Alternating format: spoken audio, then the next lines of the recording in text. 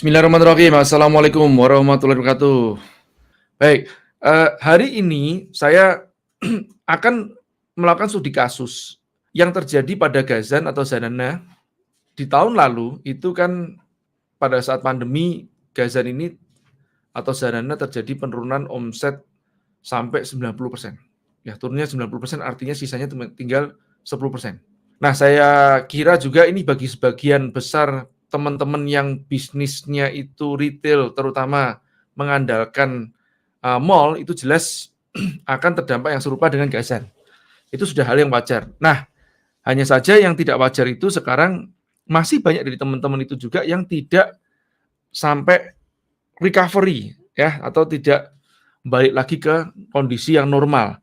Nah, itu yang bahaya. Mungkin kalau normal banget ya, balik ke 100%, ya sebagian bisa, sebagian tidak. Tentu aja saya tidak mengatakan semua lini itu jelek ya, tidak. Contohnya ya bagian kesehatan, herbal, hobi itu bisa jadi malah omsetnya naik. Dan mungkin fashion pun juga sebagian naik yang untuk fashion di rumah. Ini yang tidak saya bahas hari ini, tapi saya lebih cenderung akan membedah kasusnya Gazan, bukan membedah sih, kita interogasi Gazan. Jadi nanti Gazan akan melakukan presentasi setengah jam, menunjukkan data-datanya Gazan seperti apa, terus langkah-langkah apa yang sudah ditempuh oleh Gazan, dan hasilnya bagaimana. Dan secara data nanti bagaimana kronologisnya. Asik nggak ya? 90% naik lagi ke sekarang mungkin sudah running.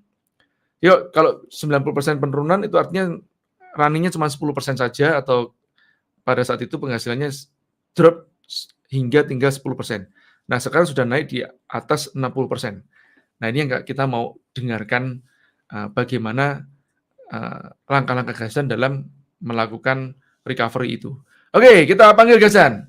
Oke, teman-teman, Gazan sudah datang. Saya akan langsung meminta Gazan untuk memberikan pembukaan lebih dahulu, mungkin sepatah dua patah kata, kemudian langsung kita lakukan presentasi ya.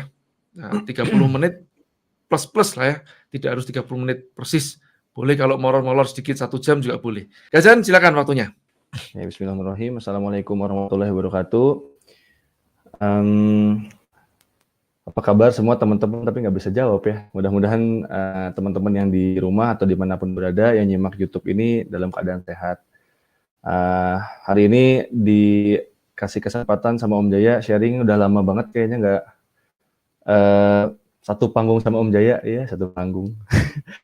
Jadi teman-teman ini sebenarnya yang mau saya presentasi nggak ada data-data angka banget ya, karena itu sebenarnya Kang Denny yang pegang.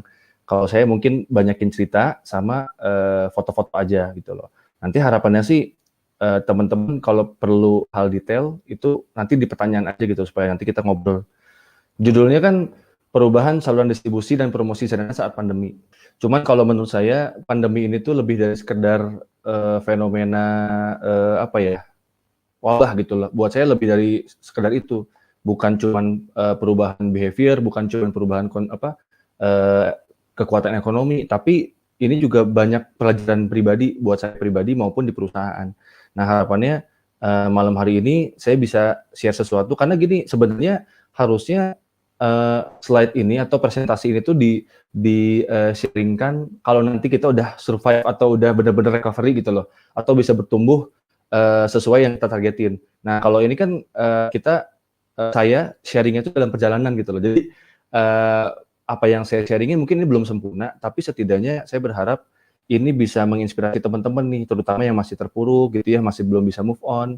Jadi mudah-mudahan sharing malam hari ini ada faedahnya lah buat teman-teman di Jumat malam ini. Nah, saya mulai dari Zanana ya. Jadi kalau COVID itu 2019, Zanana itu kan dirintis 2013, berarti berapa tahun tuh? 14, 15, 16, 17. Ya, tahun ke-6 lah kurang lebih teman-teman. Jadi tahun ke-6 Zanana merasakan namanya pandemi yang nggak terprediksi gitu loh. Bukan cuma sama Zanana, sama hampir semua perusahaan nggak terprediksi bahwa akan ada pandemi yang berkepanjangan. Malah dulu yang saya ingat tuh COVID dijadiin meme gitu ya, dijadiin lucuan di Instagram gitu loh. orang Indonesia mah nggak mempan sama COVID gitu kan. Ternyata tak kabar, ternyata kita ini 2 tahun, hampir 2 tahun belum hilang gitu loh. Nah, Zanana waktu itu posisinya lumayan alhamdulillah, apa ya, malah makanya tadi saya sempat bilang, selain masalah pandeminya, ini pelajaran banyak buat saya, terutama, eee, kita tuh baru sadar ternyata kita tuh selama ini terjebak di zona nyaman gitu loh. Nah, baru kerasa banget itu pas pandemi, first case kita baru ngerasain banyak hal yang membuat kita, melek, wah dulu kita terlalu nyaman gitu loh, kita dulu nggak se apa ya, belum waktu kita nyaman waktu itu tuh, harusnya kita terus fight gitu. Nah, ini ceritanya Zanana sebelum, pandemi ya. Jadi ya udah banyak teman-teman lihat di supermarket dan emang, di antara semua channel penjualan Zanana pada saat itu yang paling bagus ya di supermarket atau di mall gitu. Karena kan mungkin yang datang orang-orang yang, apa ya, uang di dompet memang banyak gitu ya, mau mau belanja bulanan atau memang mau belanja di mall. Jadi di antara semua channel Zanana pada saat itu yang paling bagus emang di mall.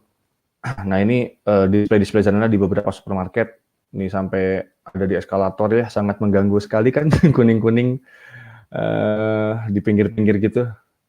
Ini juga di supermarket. Nah, terus, ini masih foto-foto cuman, saya sambil cerita ya teman-teman ya. Tahun 2019 begitu 2020 ya, begitu first case April 2020, itu benar-benar kan PSBB tuh, apa namanya, pembatasan sosial berskala besar. PSBB, toko-toko mall ditutup gitu kan, hampir semua kayaknya ditutup, kecuali seingat saya tuh dulu yang masih boleh beroperasi itu kayak, industri makanan, consumer goods itu masih boleh. Nah, artinya toko oleh-oleh kita, semuanya pada tutup, supermarket tutup, minimarket, buka, tapi kita nggak ada di minimarket waktu itu gitu ya, hypermarket tutup. Nah, dari situ langsung kerasa banget efeknya, nggak pakai lama gitu ya, langsung turun 90% di bulan pertama Covid ada di Indonesia gitu loh, dari first case 90% tuh benar-benar 90% gitu, bahkan bisa dibilang lebih kayaknya, di atas 90% lah gitu, cuman biar bulat 90%. Jadi waktu itu bayangin, eee eee, kita karyawan memang belum banyak sih ya, di internal waktu itu paling cuma 20-an lah, 22 mungkin. Sisanya paling tim, yang outsourcing kayak, tim kreatif, terus, tim, produksi itu kan outsourcing. Cuman tetap aja walaupun gitu, kita kan punya tagihan yang harus dibayar, terus tabungan kita juga nggak banyak, waktu itu kita puterin terus semuanya gitu loh, kita nggak punya aset yang bisa dijual gitu ya, karena waktu itu perputaran modal Zanana tuh labanya masih terus diputer gitu loh, dibeliin lagi, dibeliin lagi inventory. Jadi waktu itu, cash kita menipis, inventory kita banyak banget gitu loh. Wah banyak banget lah itu kemasan, kalau produk jadi, aman lah, produk jadi nggak begitu banyak. Banyaknya itu kan di kemasan, minimum order gede banget gitu loh, kemasan, kardus, bahan baku itu lumayan, uang kita di situ semua gitu loh. Nah masalahnya kan kita nggak bisa ngegaji karyawan pakai kemasan gitu kan. Nah waktu itu, yang kita lakukan pertama kali ya, ini saya sambil, baca contekan ya.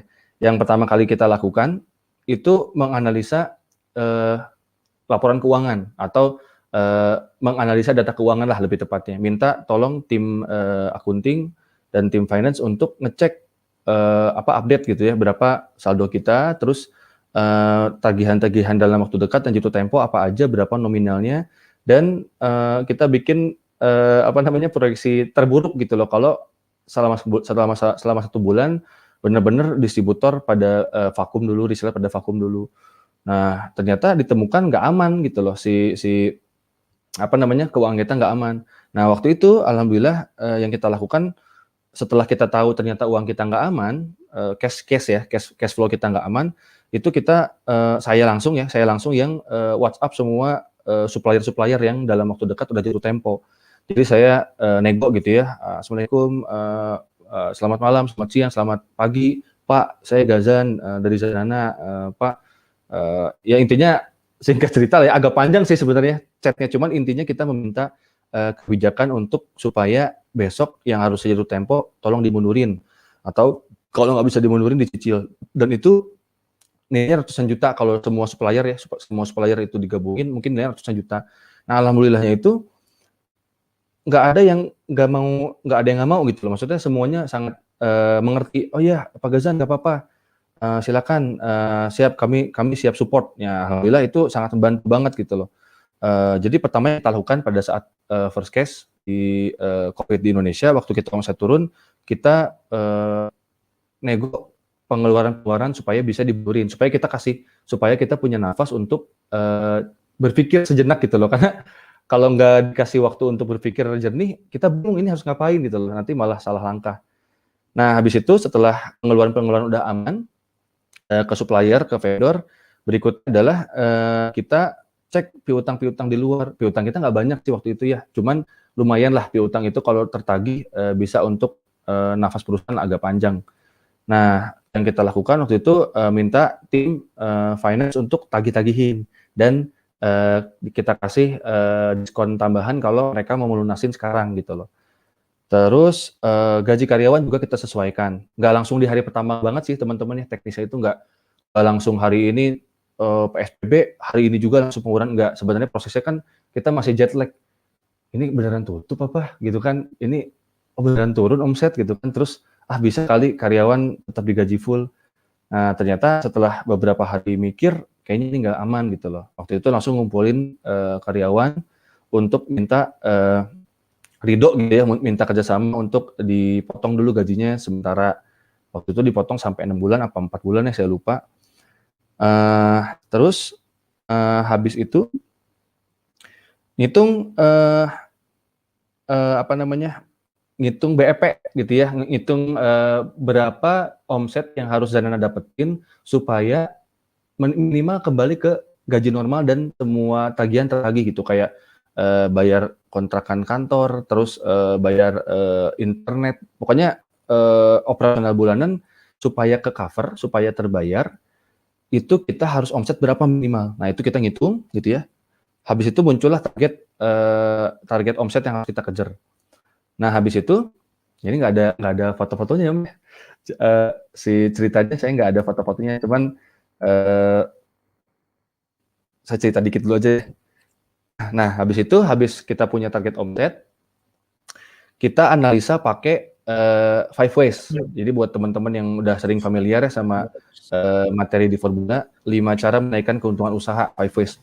Jadi waktu itu kita, ngecek omset kita sekarang datang dari mana aja, channel kita sekarang yang masih aktif mana, karena reseller pada, vakum, distributor mereka jualan hand sanitizer, jualan masker gitu ya, Zanananya mereka bilang di gudang mereka Zanana udah habis, tinggal adanya di toko, tokonya tutup. Jadi mereka juga bingung, makanya mereka jualan masker, jualan hand sanitizer. Nah akhirnya, waktu itu kita berpikir, wah kalau gitu apa dong yang bisa kita lakukan supaya omset, tetap ada. Nah akhirnya untuk pertama kalinya setelah 5 tahun, kita serius menggarap lagi, end consumer. Karena dulu itu Zanana melayani end consumer atau end user tuh cuman awal-awal doang. Setelah Zanana booming, kita langsung fokus 99%, pemasukan kita tuh dari distributor, dari toko, dari reseller. Jadi kalau ada yang beli, konsumen, kita serahin ke reseller gitu loh. Paling ada sih yang beli ke kita, paling tetangga yang datang atau enggak orang yang sengaja datang ke kantor atau saudara, keluarga, ada itu kita layanin, itu pun kurang dari 5% gitu loh kontribusinya ke omset. Nah jadi 95%, omset kita sebelum pandemi itu datang dari B2B, dari distributor, dari reseller. Nah setelah pandemi, mitra kita itu 95% pada, tutup atau pada vakum, sedangkan konsumen yang kita langsung garap, end user-nya cuma 5%, kurang banget gitu loh. Nah akhirnya itu, kita langsung switch, mulai, hari ini, mulai besok gitu, waktu itu bilang, mulai besok kita akan fokus, pemasaran kita untuk mendapatkan konsumen akhir atau end user. Nah dari situlah kita mulai mengumpulkan, pundi-pundi, rupiah gitu ya. Nggak banyak, kalau dulu kan mungkin 1 kali transaksi distributor bisa belanja 10.000 pieces misalnya ya. Kita dapat 10 distributor aja udah 100.000 pieces gitu, kasarnya gitulah kalau dikali, 10.000. Nah kalau semenjak kita, menggarap end user, itu kita packing sampai begadang, sampai malam gitu ya, sampai pulang jam 9. Ternyata penjualannya cuma 700, bukan cuman ya, cuman itu artinya alhamdulillah, cuman packing-nya capek kan satu-satu gitu loh waktu itu ya, belum masuk ke guyup, jadi masih kita packing sendirian. 700 order 700 pieces itu karena kalau sebelumnya tuh satu transaksi kejual puluhan ribu atau 10.000, sekarang tuh satu orang beli satu orang beli satu orang beli satu, beli dua, beli tiga, beli lima. Jadi yang receh-receh itu kita kumpulin, alhamdulillah, tapi setidaknya itu sangat membantu kita karena kan marginnya full gitu kan, marginnya full, nggak ada potongan mitra. Jadi dengan omset yang sedikit bisa untuk nge-cover biaya bulanan kita sehingga kita masih bisa survive lah untuk bulan-bulan berikutnya. Nah kemudian apalagi yang kita lakukan, kita kita baru sadar waktu itu kita tuh selama 5 tahun berjalan, 6 tahunan ya, 6 tahun berjalan, ternyata kita nggak bangun apa-apa gitu loh. Dalam artian kita cuma ngebangun brand, tapi kita ternyata begitu distributor vakum, kita baru sadar kita nggak punya database konsumen dan kita nggak punya database toko. Karena distributor kita tuh mayoritas pada saat itu trader gitu loh. Jadi mereka tidak menjalankan fungsi distribusinya yang benar. Artinya yang saya maksud benar tuh kan harusnya distributor tuh membantu memasarkan brand kita di wilayah gitu kan, di sebuah wilayah. Terus dia punya target outlet baru tiap bulan. Terus dia punya target penjualan. Terus dia punya database Zanana udah tersedia di toko mana aja. Terus service levelnya dijaga, availability-nya, terus display-nya dijaga. Nah selama 5 tahun ke belakang sebelum pandemi, ternyata distributor kita tidak melakukan itu. Sedikit lah, paling di bawah 20% mungkin ya yang benar-benar menjalankan fungsi distribusi. Nah, begitu pandemi kita bingung, kita nggak punya jejak gitu, kita nggak punya jejak kecuali cuma brand aja yang kita bangun gitu loh, brand yang tapi kita nggak punya database konsumen karena kita nggak waktu itu kita nggak melayani konsumen akhir dan distributor kita tidak nyetor titik distribusi secara rutin, harus diminta dulu dan itu pun mereka nggak rapi administrasinya gitu. Nah, habis itu kita bingung. Selama ini kita nggak membangun apa-apa gitu loh. Nah, tapi semenjak pandemi kan kita mulai bersinggungan langsung sama konsumen akhir gitu ya, yang benar-benar makan Zanana. Dari situ kita bisa mempraktekkan reprofiling langsung ke konsumen gitu loh. Kita kepoin Instagram mereka, sosial media mereka, terus kita minta mereka isi Google Form. Setelah mereka mereka terima barang gitu ya, kita kasih link. Mereka isi 1 menit aja, paling isinya nama, tahu Zanana dari mana, terus Instagram, usia, pekerjaan, domisili, terus udah berapa kali coba Zanana, terus berapa nilainya. Pokoknya dari situ kita punya data dan dari data itulah kita bisa berekspresi gitu loh. Kita bisa melakukan, kita jual produk apa lagi selain ini, selain Zanana. Terus kita kalau kita mau bikin konten apa yang mau kita bikin. Nah, pokoknya semenjak pandemi itu kita baru ngerasain rasanya kenalan sama konsumen kita. Karena dulu banyak tangan kan dari Zanana ke distributor ke toko, dari toko baru ke konsumen. Jadi Zanana tuh nggak ngerti yang beli itu siapa, kecuali ya paling yang nge-mention doang lah gitu di sosial media kita. Nah itu salah satu berkahnya kita jadi kenalan sama konsumen kita. Nah terus habis itu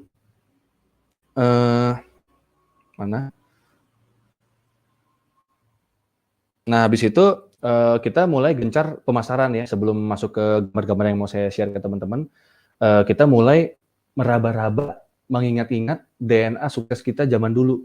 Jadi mengurai jejak-jejak kesuksesan kita zaman dulu. Artinya gini, kita ingat-ingat lagi dulu tuh sebenarnya pola yang kita lakuin apa aja sih? Nah, begitu kita ingat-ingat, dapat kita ulang lagi di masa yang pas pandemi gitu loh. Jadi dulu tuh kan Zanana tuh tipping point-nya ketika Instagram belum masuk ke Android. Kan dulu sebelum Instagram cuma ada di iOS doang. Nah, begitu masuk ke Android, si pengguna Instagram tuh lagi banyak-banyaknya dan Telegram tuh baru muncul dan mereka masih gratisan. Nah, Zanana kan waktu itu memanfaatkan momentum itu tuh. Jadi kita kerjasama sama Telegram, terus Telegram juga nggak minta uang gitu ya. Mereka cuma kita kasih modal produk sama ongkos kirim, mereka review dan itu menjadi bola salju Zanana tahun 2014. Nah, hal yang berhasil 2014 kita ulang lagi tapi dengan pendekatan yang berbeda. Kita lihat sekarang Instagram udah banyak mega influencer gitu ya. Mereka udah pasang tarif mahal, tapi ternyata masih ada selebgram newcomers lah gitu yang baru datang baru datang sebagai selebgram, follower-nya baru 10.000, baru 20.000. Mereka masih mau untuk kita minta tolong review produk gitu loh. Jadi kita bilangnya bukan tolong di-review dong, tolong di-endorse kayak gitu, cuman udah pernah coba Zanana belum? Kita mau kirim, udah gitu doang gitu loh. Nah, akhirnya kita lakukan lagi apa yang pernah kita lakukan tahun 2014 dengan konteks 2020. Kita mulai lagi gencar endorsement ke akun-akun Instagram yang followersnya masih di bawah 100.000. Dan kita juga coba beranikan diri untuk nge-approach atau minta di-review lagi ke selebgram besar yang dulu pernah kita endorse. Jadi, halo Kak, sebagian pernah kita endorse, sebagian belum. Kita beraniin diri aja lah gitu. Halo Kak, apa kabar? Semoga pandemi ini bla bla bla gitu ya. Terus ini Zanana kita mau kirim produk, mudah-mudahan dengan kalau Kakak cobain kita seneng, nggak harus di-review kok Kak, gitu. Kita bilang kayak gitu. Nah, ternyata 8 dari 10 selebgram yang followersnya gede-gede itu mereka pernah cobain Zanana gitu loh. Wah, Zanana aku dulu sering beli, sekarang udah jarang beli. Mau banget dong. Jadi karena mereka pernah coba dan mereka suka sama Zanana, akhirnya mereka sukarela untuk ya kirimin aja nanti aku bantu promo. Nah, itu benar-benar kita terbantu banget sama kebaikannya para influencer pada saat itu gitu sampai sekarang ya. Dan habis itu juga kita aktivasi di TikTok gitu kan. TikTok lagi rame 2020 udah mulai rame. Kita juga melakukan hal yang sama. Kita cari istilahnya seleb TikTok dong ya. Kalau selebgram Instagram selebgram, kalau TikTok mungkin seleb TikTok. Kita cari akun-akun kreator yang dia baru mulai, dia punya video yang bagus-bagus dan mereka belum punya red card gitu. Jadi kita approach kurang lebih mungkin dari awal pandemi sampai hari ini mungkin udah ada 500 lebih pengiriman kita ke influencer. 500 ya 200 tahun lalu, tahun ini berjalan 300. Jadi dan itu hampir semuanya gratis gitu loh. Alhamdulillah gitu lah. Mereka mau support kita. Cuman modal kita kirimin barang dan itu sangat membantu Zanana untuk dikenal ke konsumen. Bahkan ternyata ya, karena tadi saya sempat bilang Zanana itu terjebak di zona nyaman. Sampai-sampai banyak respon dari konsumen bilang, Zanana masih ada ya? Saya pikir udah nggak ada. Oh, ternyata mereka berpikir Zanana udah nggak ada karena mereka mungkin jarang lihat juga ya. Dulu saya mikirnya, udahlah Zanana udah orang udah tahu. Mungkin sekarang PR-nya distribusi. Padahal marketing itu nggak boleh berhenti. Ternyata ya kita baru tersadarkan selama ini kita terlena gitu loh. Marketing nggak boleh berhenti. Harus selalu ada aktivitas awareness, harus selalu ada aktivitas konversi, harus selalu ada aktivitas branding, itu tuh semuanya harus jalan gitu loh. Dan komentar netizen, Zanana, aku terakhir makan 2017, masih ada ya? Gitu ya. Nah, terus habis itu kita mulai gencar untuk perbaiki sistem distribusi yang selama ini kita rasa belum sempurna. Jadi pandemi ini kan membuat aktivitas kita berkurang, produksi menurun drastis, terus kesibukan organisasi menurun drastis. Nah, tapi akhirnya kita jadi punya waktu luang untuk beresin yang selama ini nggak beres, atau untuk beresin sesuatu yang kalau kita kembali normal, kita nggak ada waktu untuk itu gitu loh. Nah, di antaranya yang paling fundamental adalah kita bangun sistem distribusi dari internal gitu loh. Memang ini belum sempurna sih teman-teman. Ini saya sharing foto-fotonya aja dulu. Ini Kang Dendi yang in charge sebagai pemimpin proyeknya di perapihan sistem distribusi Zanana. Kang Dendi harusnya yang ngomong nanti ya kalau masalah teknis. Ini juga sebagian tim produksi, karena kita produksinya menurun, kita alih fungsikan. Jadi, dan ini juga pun sebenarnya kasihan juga mereka. Karena kan orang-orang produksi Zanana itu ya namanya orang produksi ya, mereka bukan orang lapangan. Orang dalam disuruh keluar. Jadi waktu itu pun pas kita kasih challenge gitu ya, mereka agak bingung, kaget. Tapi kan sama-sama tahu bahwa sekarang tuh produksi kegemukan. Kalau teman-teman mau bantuin kita, yuk cobain di lapangan gitu loh, bantuin kita di salesman, bantuin Kang Dendi gitu kan. Waktu itu kita bilang gitu. Nah, mereka akhirnya dengan ilmu kepepet, akhirnya mereka belajar gitu loh, dan bagus-bagus juga mereka gitu, malah mereka menemukan dunia yang baru. Kalau ini memang kelihatannya orang-orang luar ya gitu, kalau Acahya sama Om Mukta. Ini akhirnya kita punya tim sales lah. Selama ini kan kita minta tolong reseller, distributor, dan ternyata distributor kita itu tidak menjalankan fungsinya dengan baik. Nah, akhirnya yang rusak adalah nama Zanana gitu. Jadi mereka nggak ngejaga service level, mereka nggak ngejaga produknya, supply-nya bagus, mereka nggak ngejaga hubungan baik dengan buyer. Akhirnya begitu kita mau masuk ke supermarket, yang dulunya pernah ada Zanana di sana, mereka pada si supermarket itu udah menganggap Zanana itu nggak benar manajemennya gitu. Padahal itu bukan kita yang masukin. Bahkan kita nggak tahu Zanana pernah masuk ke sana gitu loh. Nah itu yang kita bilang Zanana itu berantakan sistem distribusinya. Dan gara-gara pandemi ini kita jadi punya waktu untuk evaluasi dan perbaiki pelan-pelan. Nah sebagian tim produksi itu kita alih fungsikan jadi tim salesman, tim merchandiser, pokoknya yang berhubungan sama berhubungan sama penjualan.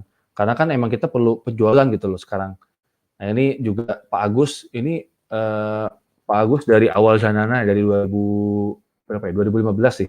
2015 jadi driver di Zanana, bukan cuma driver lah, segala macam bisa Pak Agus gitu ya. Nah sekarang karena kita juga udah jarang pengiriman ke distributor, udah jadinya itu mobil dipakai keliling-keliling Bandung untuk masuk ngecekin stok Zanana di Bandung gitu loh.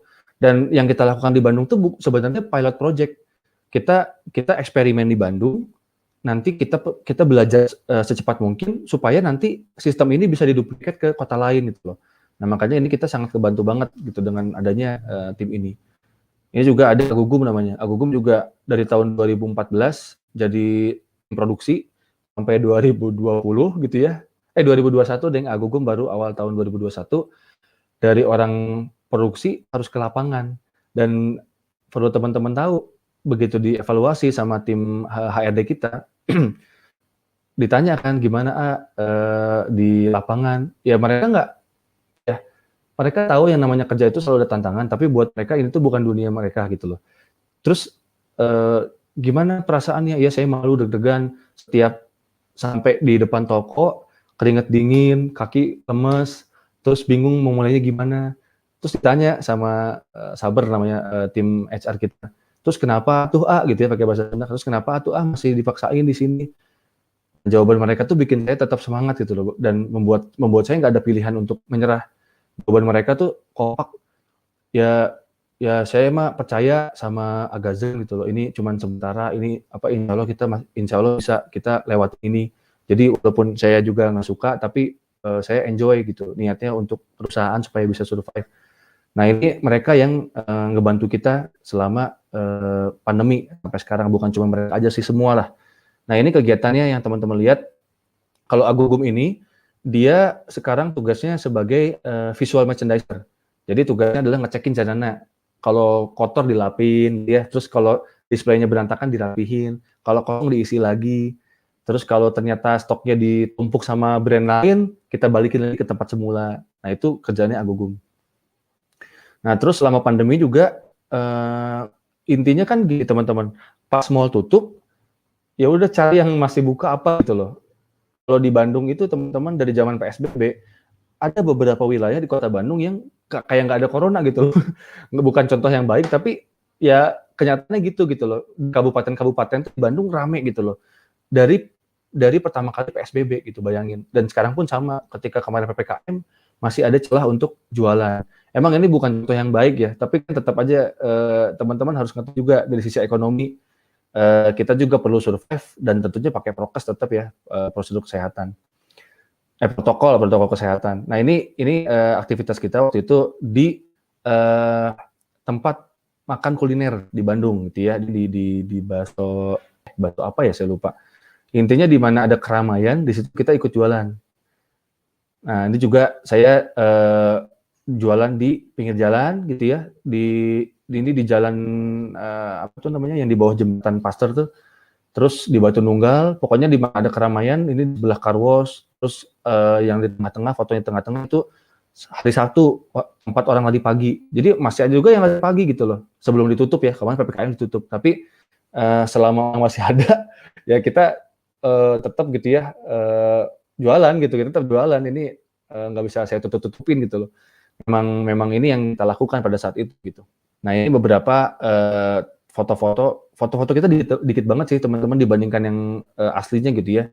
Ini begitu supermarket tutup, di mall tutup, kita pindah ke yang rame. Yang rame ternyata sekarang di Bandung tuh frozen food. Hampir selalu ada yang buka baru tiap bulan gitu loh. Dan grup-grup besar di Bandung, jaringan supermarket yang lokal ya di Bandung atau Jawa Barat, mereka udah mulai ekspansi ke ranah frozen food atau fresh mart. Jadi jualan daging ayam, jualan buah-buahan. Dan itu rame gitu. Udah kita pindah ke sana. Ini display di frozen food gitu ya. Kita jualannya bareng sama sosis, sama saus tomat gitu-gitu. Terus ini di toko oleh-oleh yang masih buka gitu ya di Lembang. Terus ini di toko buah-buahan. Emang sih teman-teman secara estetika nggak ini ya. Mungkin teman-teman berpikir, aduh ini ngerusak branding nggak? Aduh, kalau sekarang lagi survive gini mah udah nggak mikirin branding banget gitu loh. Yang penting survive dulu gitu ya. Terus selama kita bisa survive, ya udahlah gitu loh, ngapain mikirin yang lain-lain. Nah ini car wash masih rame, kita jualan di car wash. Pokoknya di mana ada keramaian di situ ada Zanana lah gitu loh. Dan Zanana ini sebenarnya kita pakai untuk produk penetrasi sebelum nantinya kita masukin konsumsi snack pelan-pelan. Kenapa kita pakai Zanana duluan? Karena kan ini marginnya gede ya, karena kan kita produksi sendiri. Jadi gampang untuk kita masuk ke toko-toko, kita kasih promo, begitu penjualan udah bagus, baru kita masukin konsumsi snack pelan-pelan. Nah terus kita juga beresin sistem distributor yang selama ini ternyata banyak dikeluhkan sama mitra-mitra kita. Jadi kita tuh nggak sadar teman-teman ternyata banyak reseller atau distributor yang mengeluh sesuatu yang kita tidak sengaja gitu loh. Misalnya ternyata mereka berpikir kita kurang follow up, ya saya nggak tahu gitu harus kayak gimana. Tapi gara-gara pandemi ini saya punya banyak waktu luang untuk evaluasi gitu loh, evaluasi bisnis, evaluasi organisasi dan evaluasi sistem. Ketemulah banyak hal yang banyak berkahnya gitu teman-teman. Nah terus terakhir ya, foto terakhir yang saya share ini tentang aktivasi marketing kita. Tadi kan saya sempat bilang Zanana itu sempat ada di zona nyaman. Kita berpikir waktu itu udahlah sekarang Zanana udah rame, orang-orang udah tahu, kita ganti fokus. Yang sebelumnya kita fokus membuat brand terkenal, sekarang fokus gimana caranya brand kita mudah didapatkan. Nah ternyata keliru. Ternyata selama kita benerin distribusi, kegiatan brand awareness itu nggak boleh berhenti gitu loh. Itu yang saya ngaco banget gitu. Dan itu sekarang kita udah ngerti bahwa yang namanya marketing atau branding activity itu nggak boleh berhenti gitu. Nah paling gitu teman-teman sharing dari saya. Nggak banyak-banyak dulu. Harapannya nanti biar Om Jaya aja yang bedah dan teman-teman boleh tanya apapun. Insya Allah saya jawab kalau sebisa saya gitu ya. Gitu teman-teman. Di play dulu. Oh ini buat teman-teman yang lagi nyimak live ini belum nyobain Zanana, ini saya punya diskon nih gitu ya untuk pembelian pertama khusus di link ini teman-teman bit.ly/juragan Zanana. Juragan coba Zanana. Ini khusus teman-teman yang belum cobain Zanana ya. Lumayan Silakan, 50%. Lumayan dong. Ini isinya apa aja paket Zanananya? Yang 50% ini isinya paket apa? Paket 6 pieces Om, semua rasa. 6 pieces. Nah, harganya diskon 50% buat teman-teman yang belum cobain. Oke. Nah, Gazan, makasih sharingnya. Tapi sebelum saya lempar ke tempat teman-teman, saya mau tanya beberapa pertanyaan yang menjelaskan yang tadi nih. Dulu titik distribusinya kemana saja? Yang 90% yang drop itu di mana saja kebanyakannya? Nah, terus berapa banyak titik distribusi dulu? Terus sekarang setelah ada perubahan ya dalam kurun waktu pas 90% itu drop itu titik distribusi yang tersisa itu yang mana saja dan berapa banyak, terus kemudian setelah dilakukan penambahan titik distribusi di mana saja dan berapa banyak. Gitu dulu. Dulu waktu sebelum pandemi itu tuh kan kita berantakan sistem distribusi itu. Pokoknya kita cuma deal sama distributor yang ternyata mereka tuh trader. Artinya mereka belanja Zanana banyak dan mereka lempar-lempar lagi ke subdis mereka, tapi tidak terkontrol.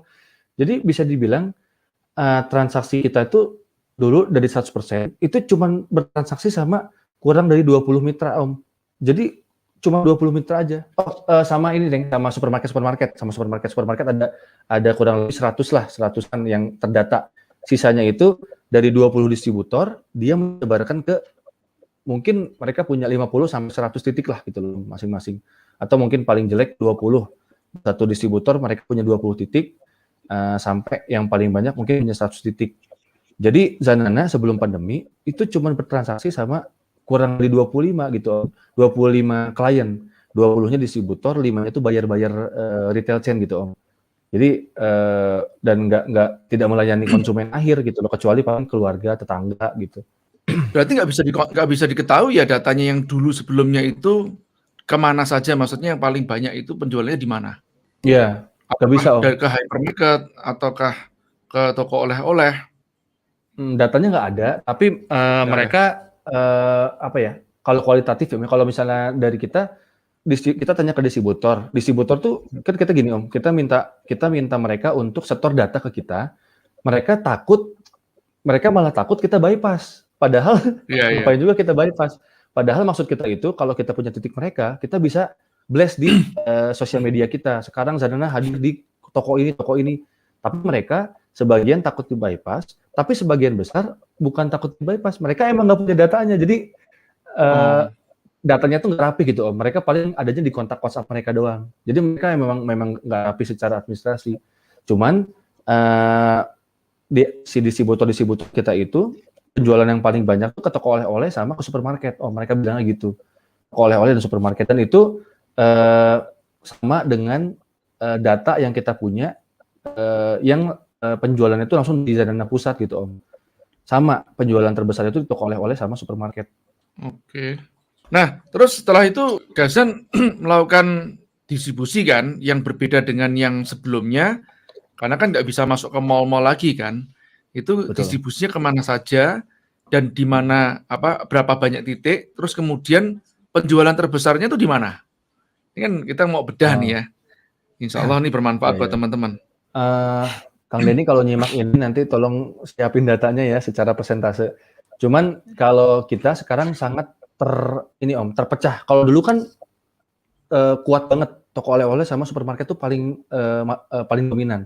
Kalau sekarang itu banyak banget Om, ada toko oleh-oleh, toko oleh-oleh yang masih rame, toko buah, supermarket lokal. Jadi supermarket yang chain nasional itu jelek banget penjualannya, turun 10 kali ke bawah. Kalau biasanya seminggu penjualannya 5 juta, ini 250.000, nggak 10 kali lipat malah itu ya. Jadi supermarket besar yang nasional itu turunnya jelek banget, tapi supermarket lokal bagus malah Om. Jadi supermarket kalau di Bandung tuh kayak Jogja, Gria, Burma, itu malah bagus-bagus, nggak ngerti kenapa. Jadi sekarang tuh terpecah-pecah, tadi toko oleh-oleh, supermarket lokal, terus toko buah-buahan, toko kue, toko roti, terus supermarket, restoran, terus kafe yang masih buka ya. Terus apalagi ya? Car wash, barbershop, terus nanti Kang Denny yang punya datanya lengkap, tapi kurang lebih hampir semuanya itu nggak ada yang dominan Om. Dominannya dikit lah, paling masih di supermarket lokal. Itu pas buka ke tempat jalur distribusi itu kan tentu aja kan tidak gampang prosesnya, mereka mau beli tunai kan. Nah, Iya, betul, biasanya konsinyasi atau gimana? Oh, 25 titik distribusi. Oh, dia aktif 225 titik distribusi. Iya Om, jadi pas kita masukin ke toko-toko, itu kan mereka juga sama-sama takut kan Om, ini emang sih sebagian toko udah tahu Zanana, tapi sebagian lain juga nggak tahu Zanana itu apa. Akhirnya pas kita masukin ke toko, mereka takut kan kalau misalnya bayar cash atau enggak bayar mundur. Akhirnya supaya masuk duluan, kita konsinyasi aja. Jadi di mata mereka tuh nggak ada resiko kan Om. Jadi Pak, gini kita punya produk Zanana, kita titip aja ya Pak, 10 pieces aja nih, atau enggak 12 pieces. Kita titip, minggu depan atau 2 minggu lagi kita kesini. Kalau laku bayar, kalau enggak usah dibayar gitu loh. Nanti kita tarik lagi gitu loh. Nah itu yang kita lakukan ke semua titik yang baru yang kita masukin di Bandung. Dan itu alhamdulillah berhasil Om. Jadi pantau per minggu ya? Paling lama sebulan sekali sih Om. Karena kan sekarang udah mulai banyak titiknya. Salesman kita belum itu semuanya pada pakai kan tadi dilihat kan ada yang pakai namanya rak-raknya itu ya, yang disediakan sama Gazan ya. Iya. Nah itu Gazan menyediakan berapa rak itu selama pandemi itu, buatin berapa rak dan display di mana saja itu yang paling banyak. Itu rak-rak itu sebenarnya nggak banyak Om. Rak-rak itu tuh untuk tempat-tempat memang mereka nggak punya display. Jadi mayoritas kan yang kita masukin tuh kayak barbershop. Mereka punya display untuk jualan pomade atau enggak gel rambut gitu loh. Kita sederhana simpen di situ. Terus kalau misalnya di car wash ada di kasirnya atau di meja kasir kita bisa nyimpen. Nah meja rak itu tuh kayak di bengkel dokter mobil itu kan nggak bisa kita simpan di kasir karena mungkin rusak estetika, kita bikin rak sendiri. Atau mungkin di restoran, yang restoran itu nggak punya display, nggak punya space untuk nge-display produk, kita sediain. Paling rak display kita kayaknya cuma ada 20 aja kok Om, nggak banyak kayaknya, 20-an lah. Oke, bentar ya sambil nyatat. Nah, terus yang terbesar setelah diukur gitu, mana aja Zan kira-kira titik-titik terbesar untuk penjualan seperti buat snack sederhana gitu? Kang Denny tolong bantu jawab ya. Denny standby Denny. Kang Denny. Sambil ngetik nanti kita apa namanya, kita pin postkan ya jawabannya Denny. Ya, nggak tahu ya Zan ya kalau saya Zan ya, mungkin Denny yang tahu ya. Nah iya, itu barusan nggak ingat karena sebelum PPKM. Nah, sebelum PPKM 80% toko kue, toko oleh-oleh, restoran. Sisanya coffee shop, bengkel, car wash, frozen food. Setelahnya apa? Oh, ya setelah PPKM kan baru sebulan ya Kang ya. Emang kena lagi semua. Oh iya, itu. iya. Restoran tutup, lagi. Itu nggak ketebak itu ya. Pas PPKM itu sebetulnya banyak yang mengeluh itu lebih turun dibandingkan pada saat pandemi awal loh. Karena pada saat pandemi awal kan namanya mall aja masih bisa buka, ya resto masih bisa buka. Setelah itu off semuanya loh. Terus kemana itu setelah itu? Turun omset turun. Kita gencarin yang masih bisa jalan online. Jadi kan online, kita tetap jualan tuh online-nya, online ke konsumen akhir itu kita jualan online untuk menyeimbangkannya gitu. Itu yang unik ya. Ternyata restoran, toko kue, kalau toko kue masuk akal, toko oleh masuk akal, restoran malah naik ya. Padahal maksudnya restoran malah tinggi. Tempat masih frozen ada, food juga ada juga ya, tempat frozen food. Iya Om, jadi kan waktu PSBB itu kan orang masih pada takut-takut tuh Om. Nah begitu 2021 orang mungkin udah bosan juga di rumah. Di Bandung tuh restoran udah mulai rame, kafe udah mulai rame.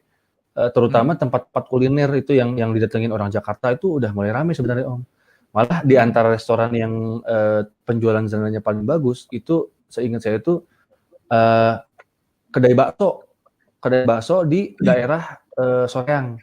Dia mungkin target market itu PNS Om. PNS kalau makan siang atau enggak ada terima tamu, dia makan di bakso itu, di kedai bakso, itu penjualan sana paling bagus tuh di antara restoran lain.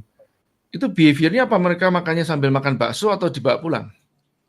Enggak, kebanyakan kalau yang di restoran itu di take away Om. Di take away. Di take away. Ya. Sekarang setelah PPKM bagaimana nih? Siapa Dendi? Setelah PPKM mana yang aktif? Ini harusnya ikut nih. Ya, saya nggak bisa ikut Dendi ya. Oke teman-teman, silakan yang mau tanya nanti kita pinkan pertanyaannya. Oke. Tuh Gazan, Mas kalau ke toko-toko apakah sistemnya konsinyasi sudah tadi? Sudah. Awalnya konsinyasi. Ya, setelah itu kan. Nah, setelah itu tetap masih konsinyasi terus atau tidak, Zan? Setahu saya itu sekarang sama Kang Dendi udah mulai di switching Om, dikasih diskon yang lebih murah. Diskon tambahan. Untuk produk-produk, dikasih, kan kita udah punya data nih, misalnya udah 6 bulan jalan sama satu toko, udah kebaca nih setiap bulan mereka tuh penjualan berapa. Nah kita kasih kita kasih diskon kalau dia mau bayar cash, ya kita kasih diskon tambahan kalau dia mau bayar cash, karena kan udah terbukti nih 6 bulan ke belakang penjualan segini gitu loh. Tapi semuanya konsinyasi duluan Mas Irtanto. Nah itu Dendi sudah menjawab ya, apa jawabannya itu? Setelah PPKM growth paling banyak di frozen food dan fresh mart. Wah luar biasa nih. Ini teman-teman sebenarnya ini data yang mahal ya teman-teman, perhatikan, dan Gazan mau buka ini untuk Anda. Sebetulnya kalau Anda tanya sama kebanyakan orang mana mau buka, kenapa? Besok biasanya copy paste gitu kan, UKM kita memang kayak gitu. Ya insya Allah kita percaya bahwa rezeki seperti peluru di medan perang, nggak akan meleset tuh kalau jatahnya kita nih. Nah, dan ini saya mau tanya juga, Gazan kan mendistribusikan juga selain produknya Zanana kan ada konspirasi snack Ya. tuh, yang lain. Nah itu juga pendistribusiannya di tempat yang sama nggak? Barengan gitu nggak? Iya. Belum semua tapi Om, belum semua. Belum semua.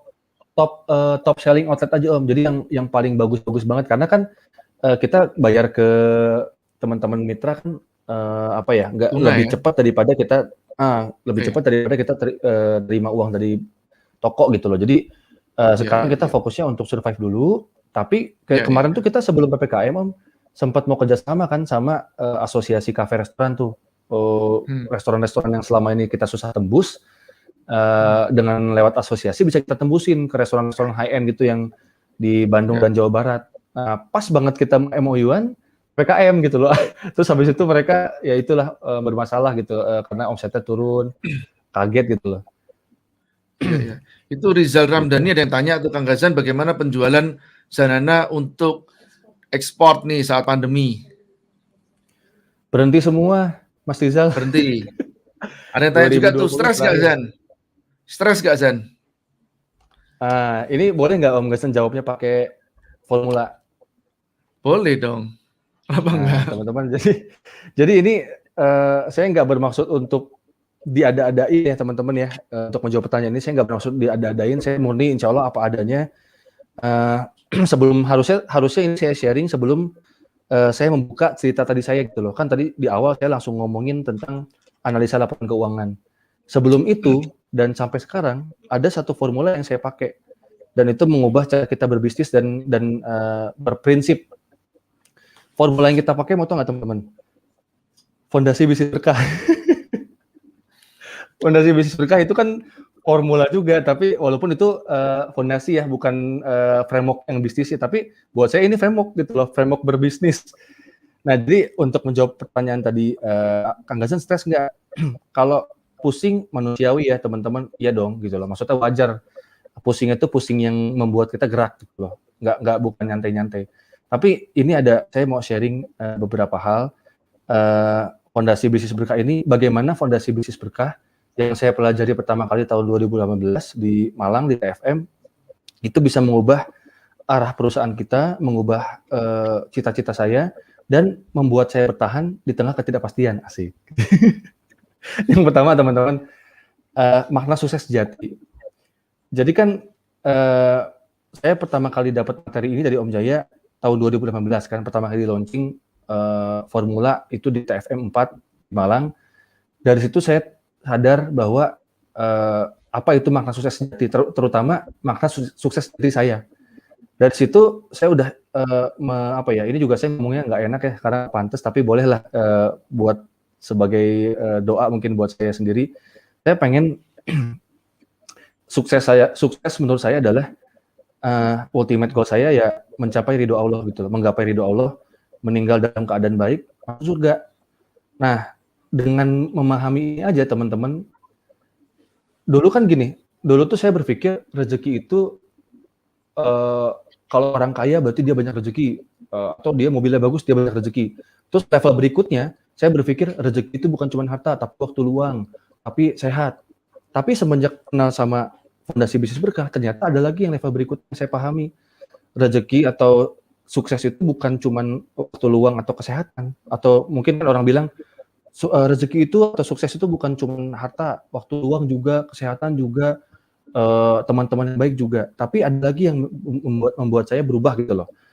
Yaitu karena saya punya cita-cita pengen meninggal dalam keadaan baik, berarti segala kejadian, baik itu saya lagi sehat apalagi sakit, omset lagi naik apalagi turun, terus saya lagi ada di posisi yang saya suka apa nggak suka, selama ini membuat saya dekat sama Allah atau lebih dekat sama Allah, buat saya ini sukses. Jadi pandemi omset saya turun, itu kan saya gaji dikurangin gitu ya, gaji saya dikurangin, gaji Kang Dede dikurangin, secara pemasukan saya turun, tapi saya ngerasa saya semakin bergantung lagi sama Allah gitu loh. Malah ini koreksi buat saya, tapi mudah-mudahan menginspirasi teman-teman juga. Malah saya waktu itu berpikir sebelum Abi Ihya ngasih petuah ngasih amalan, saya baru ingat saya terakhir sholat duha rutin tuh waktu ngerintis Zanana gitu. Jadi setelah saya merintis Zanana besar, udah jarang lagi sholat duha gitu loh. Jadi sholat duha tuh malah rajinnya sebelum bisnis. Pas awal-awal jualan Zanana itu sholat duha. Nah, semenjak pandemi, Abihya ngasih amalan tahajud, duha, subuh berjamaah. Saya baru sadar, oh iya, udah lama nggak sholat duha gitu. Nah, akhirnya karena saya punya makna sukses sendiri, yang teman-teman nggak harus sama-sama saya ngerasa saya makin sukses dengan kondisi ini gitu loh. Saya makin sukses walaupun secara omset turun. Terus kembali lagi ke Fondasi Bisnis Berkah tadi, makna sukses sejati, saya punya pakem diri yang teman-teman nggak harus sama. Terus masalah konsep rezeki, kemudahan versus hambatan.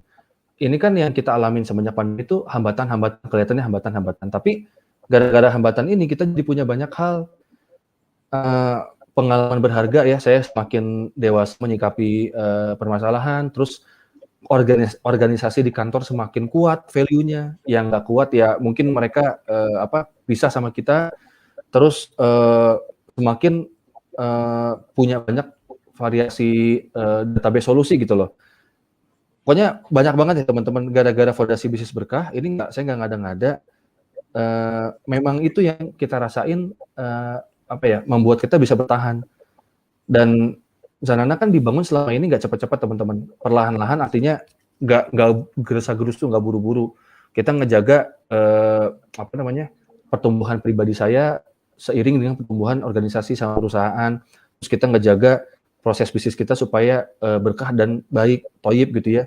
Nah, kita ngerasanya mungkin mudah-mudahan ini gara-gara apa yang kita jaga selama ini, pas kita krisis, pas kita pandemi, semuanya dipermudah gitu loh. Kita cari pinjaman gampang gitu ya, pinjaman cash flow gitu yang sebentar-sebentar gampang. Nego ke supplier mempermudah. Ngobrol sama karyawan ngedukung. Bahkan orang tuanya ngedoain saya. Kang Gazan, Bapak sama Ibu ngedoain Kang Gazan. Wah, itu kan mahal. Buat saya itu mahal. Terus saya masih bisa ketawa-ketawa gitu ya. Istri support, orang tua support, mertua support. Terus kita dalam keadaan gini senang-senang aja gitu, nggak ada mungkin bisa jadi mudah-mudahan ini adalah hasil dari apa yang kita lakukan, apa yang kita jaga selama ini gitu. Jadi kembali ke pertanyaan, Mas Gazan, stres nggak? Ya stres pasti ada, tapi tetap ketawa-ketawa gitu teman-teman. Itu sih, maaf kepanjangan. Bagus. Fundamental sekali jawabannya. Yang lain, Nuri, silakan. Konsinyasi berapa titik? Pakai berapa orang timnya untuk melakukan pengecekan weekly? Berapa titik KM itu apa ya? Nggak, ini nggak tahu nih. Pokoknya semuanya konsinyasi teman-teman ya. Hampir semuanya konsinyasi. Terus tim salesman kita tuh total mungkin 1, 2, 3, 4, 5 apa 6 ya? 5 atau 6 lah totalnya. Belum banyak teman-teman. Ini caranya menghubungi seleb TikTok gimana? Kan mereka nggak bisa di DM kalau di TikTok, nggak kayak di IG. Bukannya bisa ya? TikTok tapi kalau kita emang di DM IG. Jadi kita hunting dulu. Hunting dulu username TikToknya apa, kita list, habis itu kita cari Instagramnya. Biasanya mereka kan connect akun TikTok mereka connect ke akun Instagram. Nah, kita buka Instagram, kita DM lewat Instagram, gitu. Mantap. Next. Zanana rencana masuk minimarket nasional seperti keripik Maici yang masuk ke Indomaret, Alfamart. Sebenarnya udah masuk ya, tapi kalau Indomaret, Alfamart aja yang belum mungkin ya. Kenapa harus ke mereka? Bayarnya kelamaan sampai kiamat nanti. Gak ada yang tahu, tapi tidak menutup kemungkinan. Cuman yang pasti pengalaman kita dulu kan kita pernah masuk ke Indomaret, teman-teman. Kita pernah masuk ke Indomaret, cuman ternyata kita belum siap. Jadi lompatannya tuh terlalu tinggi. Dari masuk ke Indomaret itu lompatan tinggi, bukan 10 kali lipat, mungkin 1000 kali lipat. Karena kan mereka distribusinya titik udah banyak banget, 15.000 titik. Terus mereka bayarnya tidak terduga, nggak tahu kapan gitu ya. Waktu itu aja pengalaman kita, PO pertama itu janjinya 45 hari. PO pertama itu janjinya 3 bulan. Wow. PO kedua, PO ketiga dan seterusnya janjinya 45 hari kerja. Nyataannya PO pertama 7 bulan nggak dibayar. PO pertama. Wow. Jadi makanya waktu itu pas kita masuk ke Indomaret, memang sih saya akuin banyak hal yang kita nggak siap waktu itu. Selain modal, kita salah produk lah gitu di minimarket, di Indomaret itu kan orang belanja beli pasta gigi yang kecil, sampo kecil. Jadi mereka nyiapin uang cuma 30.000 lah kalau menurut mereka. Sedangkan Zanana aja dijual 15.000. Jadi udah menghabiskan uang mereka duluan gitu. Jadi selain masalah harga, ya kita punya banyak kesalahan di Indomaret gitu loh, masalah modal juga. Dan kesimpulan saya, masuk ke Indomaret itu lompatannya terlalu tinggi, dan begitu kita masuk ke sana, kita berantemnya udah sama multinational company. Jadi itu udah masuk aturan mereka. Itu kita masuk ke permainan mereka. Mereka bisa dengan mudah geser display kita, bisa dengan mudah membuat kita dipersulit masuk ke sana, bisa dengan mudah. Makanya daripada kita maksain masuk ke sana, mending kita nyari atau kita bikin permainan kita sendiri gitu, dengan cara masuk ke titik-titik yang perusahaan multinasional nggak masuk gitu, kayak masuk ke kedai bakso itu kan nggak ada gitu loh mereka. Jadi nggak menutup kemungkinan sih di masa depan akan gimana. Cuman so far kita nggak punya rencana ke sana karena itu dunia yang berbeda gitu loh. Bagus Itu nih. Ini kalau sebenarnya ingat dengan kata-katanya siapa si Jack Ma juga kan. Lepas dari kontroversi suka nggak suka itu kan kita kan kalau ilmu boleh ngambil kan, tapi mungkin value kan tidak. Nah Jack Ma ini kan menjajah Indonesia ya melalui Shopee ya dan geng-gengnya Lazada juga iya. Tapi kata-katanya dia bagus banget pada saat dia dijajah. Ya pada saat dijajah dengan atau saingan lah kayak ibaratnya dengan waktu itu tuh Amazon. eBay ya. Karena eBay. Amazon tidak bisa masuk waktu itu, eBay dikasih izin masuk. Itu si Jack Ma mengatakan bahwa mereka ini bisa jadi mungkin menang di lautan, tapi nggak mungkin menang bersama Jack Ma ini yang ada di sungai kan begitu loh.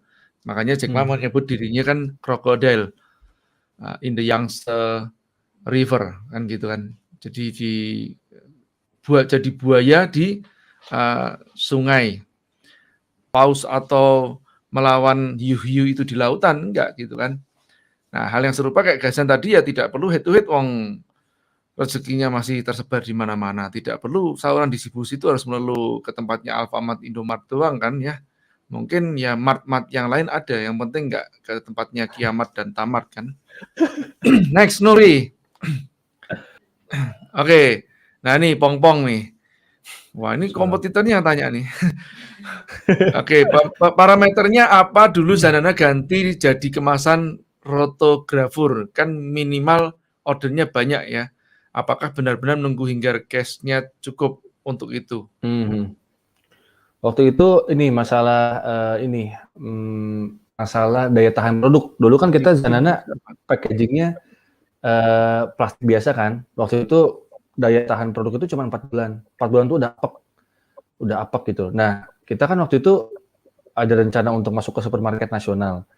Kayaknya nggak cukup gitu 4 bulan untuk bisa terjual habis gitu di toko. Akhirnya kita konsultasi sama orang yang ngerti pangan. Mereka bilang salah satu pengawet alami itu yang paling murah atau yang paling signifikan kemasan, ganti material kemasan, katanya pakai aluminium foil. Nah waktu itu tuh kita ganti, cash kita juga nggak cukup. Kita kita ada pinjaman dari Om gitu ya, kita pinjaman dari Om totalnya 300 juta itu kita cuma buat nyetak kemasan doang. Dan waktu nyetak kemasannya kempes. Wah itu banyak drama lah. Jadi waktu itu kan Zanana tuh packagingnya yang kuning tuh, yang plastik terus dimasukin ke kardus. Nah satu desain untuk semua varian, tinggal diconteng coklat, susu, conteng coklat, susu. Nah waktu kita order kemasan yang aluminium foil, salahnya kita nggak pakai data, kita order dibagi rata. Jadi misalnya minimal order 100.000 nih misalnya. Ya udah coklat 20.000, susu 20.000, green tea 20.000. Ternyata coklat habis duluan. Pas coklat habis duluan, mau pesan lagi 100.000 lagi. Itu lucu dulu kayak gitu. Jadi kalau kembali ke pertanyaan dulu, indikatornya ketika memang kita perlu untuk supaya daya tahannya berubah ya dari 4 bulan sampai ke 15 bulan itu kalau di tes. tapi kita ambil save 12 bulan, cuman gara-gara kita ganti packaging, dan tentunya yang kecil-kecil ya kayak minyaknya dikurangin, kadar minyaknya pakai spinner lebih kering lagi. Nah itu sih Mbak. Ini Pong-Pong ini itu adalah binaan kita juga yang kemarin ikut Aku Sapa, yang ketiga atau kedua ya? Kedua ya. Nah, sekarang sudah masuk dalam satu grup mentoring formula, dan di dalam grup itu juga ada Gazan. Dan Anda perhatikan nggak, ini produknya keripik pisang loh. Dan Gazan pada saat menjawab pertanyaan apakah Gazan ada perasaan yang kayak seolah kayak menutupi jawaban gitu kan, nggak ada sama sekali teman-teman, Anda lihat kan. Nah, ini penting sekali teman-teman tentang memahami konsep rezeki ya dalam 4 fondasi bisnis berkah itu. Nah, ini supaya nanti Anda kalau melihat Gazan itu tidak hanya apa yang tersirat saja di sini, tapi juga yang tersurat saja, tapi juga yang tersirat. Tidak hanya ilmunya doang, tapi juga belief system-nya Gazan itu yang paling penting itu. Oke, pertanyaan berikutnya. Nah, ini apakah saat ini masih menerapkan B2B atau pindah ke full B2C? Kalau didistribusikan ke toko-toko, apakah para mitra nggak protes, Mas? Mitra ini maksudnya reseller gitu ya? Jadi ini teman-teman, mungkin tadi saya sempat kelewat ya. Kita tuh pernah kita omset kita 60% dari satu supermarket aja gitu loh. Kita pernah tahun 2018 itu puncaknya. Terus waktu itu kita nggak kurang mengevaluasi diri waktu itu. Kita fokusnya nyalahin pihak luar terus gitu ya. Wah ini emang pembayarannya nggak sesuai janji gitu kan, mundur. Habis itu kita marah, kita keluar, omset turun.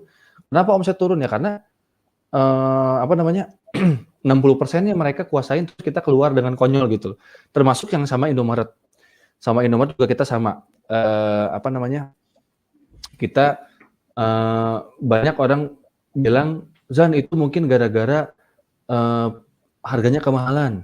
Nah, tapi ternyata banyak pemain UKM, banyak kok setelah Zanana masuk, ada UKM lain dengan brand lain masuk ke Indomaret, harganya murah kok, 7.500, tapi gagal juga, hilang juga sekarang di Indomaret. Nah, tapi ini yang mau saya sampaikan ke teman-teman, perihal apakah sekarang full B2C, B2B-nya ditinggalin apa enggak. Dulu yang saya salah lakukan teman-teman, saya berhenti mengembangkan channel-channel baru. Itu saya nyesel banget, tapi kan nggak boleh nyesel ya, jadi disesali lah sebagai pelajaran.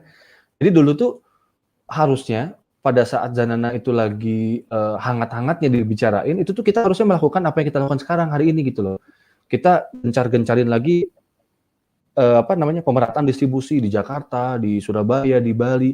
Tapi waktu itu kita kita nggak agresif, kita pasif lah gitu, kita nggak benerin itu. Nah, jadi kalau sekarang kita nggak full B2B atau B2C semuanya, nggak B2B aja atau B2C aja, semua kita lakukan itu teman-teman. Jadi membagi risiko, jadi jangan sampai omset kita itu dominan di satu channel gitu loh. Jadi kalau cuma B2C aja sayang gitu loh, B2B-nya masih bisa kita garga gitu loh. Dan apakah mitra nggak protes? Tentunya protes, tapi protesnya itu lebih ke protes yang nggak beralasan. Misalnya reseller nih, waktu kita masuk ke toko, wah sekarang dikit sih, tapi reseller yang protes dikit lah, paling dari 10 itu cuma 3 gitu loh. Itu pun yang jarang order. Sisanya netizen gitu kan. Wah, Zanana udah ada di mana-mana, reseller kasihan. Pas dicek mereka bukan reseller, netizen biasa gitu loh. Nah, cuman yang perlu teman-teman ketahui, reseller ini memang mereka kan jualannya di komunitas, di tetangga-tetangganya, atau mungkin di grup WA-nya, atau mungkin di kampusnya. Nah, itu tuh beda dunia sama kita jualan di toko-toko. Itu tuh beda dunia. Bahkan reseller yang sekarang suka protes, wah Zanana di marketplace harganya rusak, atau enggak harganya misalnya lebih murah dari saya jualan ke konsumen. Tapi kan enggak selamanya orang tuh belanja ke marketplace gitu loh. Selalu ada istilahnya, kalau kita lagi makan di restoran, beli air mineral harganya 20.000, ya kita tetap beli. Enggak akan kita di online cuma 5.000 kok, saya beli online aja, nggak gitu. Jadi protes ada sih yang protes, tapi dikit sebenarnya Mas. Karena mereka juga ngerti bahwa mereka beda dunia. Di toko itu konsumennya toko, sedangkan reseller punya konsumen sendiri gitu. Gitu Mas. Ya, ini juga apa menjawab masalah reseller protes itu ya. Sebenarnya kan Anda bisa nonton video saya fondasi saluran distribusi dan penjualan. Nah, kalau bicara masalah distribusi yang sesungguhnya itu nanti silakan tuh tonton video saya di situ. Multinational company itu melakukan seperti apa? Ya nggak ada namanya kayak jatah preman si reseller itu mengatakan, oh gimana nih kok masuk ke sana? Nggak ada kan? Soalnya apa? Memang sekarang gini, reseller itu kan non teritori. Kalau kecuali teritori, ada kontrak teritori, misalkan distributor Betul. namanya appointed distributor area atau exclusive distributor area. Nah itu nggak boleh masuk itu dari prinsipal. Kalau tidak appointed atau eksklusif, ya boleh masuk, gitu kan? Inti dasarnya gitu. Sekarang saya mau tanya, kalau Anda ada di Bandung. Sekarang pertanyaan saya gini, Anda jualin sama orang sekitar Bandung atau Anda jualin di luar Bandung? Di luar Bandung juga. Terus saya ngomong gini, Anda nggak boleh jual di luar Bandung. Nggak bisa juga, namanya reseller. kan non-teritori gitu loh. Nah ini juga kadang-kadang kawan-kawan banyak yang tidak memahami, baik dari sisi resellernya tidak memahami hak dan kewajibannya dia, juga dari sisi si prinsipalnya atau pemilik produk atau brand owner itu juga seringkali tidak memahami saluran distribusi itu apa, reseller itu apa. Ya, kalau mau kongsi makanan ringan di toko dan dah banyak di toko kan dah banyak yang banyak juga produk lain. Gimana triknya biar produk kita bisa lebih kelihatan tuh di toko? Nah ini bagus nih pertanyaannya. Iya, ini kelewat juga nih Mas. Mas Ya. Songko ya. Jadi pemasaran kita kan bukan cuman yang terlihat di sosial media doang. Jadi ada pemasaran yang kita lakukan, kalau bahasa kerennya katanya below the line katanya Om. Ada below the line itu atau in-store lah, in-store. Jadi kita promosi di dalam toko. Kalau di sosial media kan ke umum. Nah, tapi kita juga melakukan promosi-promosi yang cuma ada di toko itu doang gitu loh. Misalnya dengan cara kita sediakan tester atau enggak kita sewa SPB misalnya ya, tim kita untuk menawarkan ke orang-orang yang baru yang datang ke toko itu. Atau yang paling berhasil yang sepengalaman kita itu lokasi atau tempat strategis di toko tersebut, misalnya di dekat kasir, begitu pintu masuk, dan displaynya harus kelihatan. Artinya kita pernah pengalaman kita tuh Zanana di display cuma 3 baris doang, jadi coklat, susu, green tea, terus udah cuma gitu doang. Begitu kita kita perbaikin displaynya tentunya dengan seizin pemilik toko gitu ya, kita bikin satu full kolom gitu 5 kali berapa, itu omsetnya 10 kali lipat gitu loh. Kalau dulu mungkin sebelumnya seminggu itu omsetnya 150.000, pas kita cek lagi jadi 1,5 juta gitu loh. Jadi display itu sangat pengaruh di toko tersebut. Makanya sebenarnya memang ini begitu teman-teman berhasil masuk ke suatu toko, itu belum selesai teman-teman. Itu baru, kalau istilahnya itu kita baru selling in, kita baru masukin, kita baru melakukan penjualan ke dalam toko. Tapi belum tentu orang ngambil produk kita dari rak atau selling out. Nah, jadi banyak teman-teman berpikir ketika udah masuk ke Indomaret atau udah masuk ke supermarket, udah otomatis produknya jalan. Padahal itu kita baru masuk. Kita belum selesai masalah gimana caranya pengunjung di toko itu tahu ada produk kita, mereka mencoba mau ngambil gitu loh. Nah, itu yang kita lakukan selain dari sosial media tentunya. Kita juga pasang banner, terus kita kita sediakan tester, kita bikin promo gitu loh. Promo misalnya kalau kita baru masuk ke sebuah toko, promonya bisa jadi buy one get one atau enggak ada free tester lah. Nah, itu yang harus teman-teman lakukan di setiap toko. Ya, ini kalau disingkat ya, diringkas itu kan di fungsi distribusi itu sendiri. Jadi yang Ghazan sebenarnya juga sudah menjelaskan sebelumnya itu kan kalau didistribusikan sama orang lain tidak memperhatikan yang namanya kesegaran, keterlihatan, ya, kemudian ketersediaan. Ini ingat ya, 3 hal nih, 3K lah ya. Atau kalau pakai bahasa Inggris itu kan freshness, availability, visibility, ya. Jadi atau yang disebut namanya kesegaran, kemudian availability atau ketersediaan. Kesegaran tuh gini ya teman-teman. Pas ada di situ, itu kan Anda lihat mungkin, wah punya saya berdebu nih. Nah, ini harus dilapin nih. Iya, Ya, betul. dilapin. Jadi kalau salesman saya dulu itu kalau keliling gitu kan, pas masih distribusi juga, itu dia bawa lap pasti, bawa semprotan air begitu dilapin ya, dilapin terus ditaruh lagi. Nah, namanya keterlihatan. Kalau stoknya habis, ya ketersediaan stok itu paling penting. Jangan sampai nanti kosong kan gitu kan. Nah, ini kan sebetulnya secara tidak langsung sudah dilakukan oleh Gazan. Ini saya hanya memformulasikan ada di video saya Fondasi uh, Distribusi dan Penjualan. Oke, Kalau kita pertanyaan kalau berikutnya?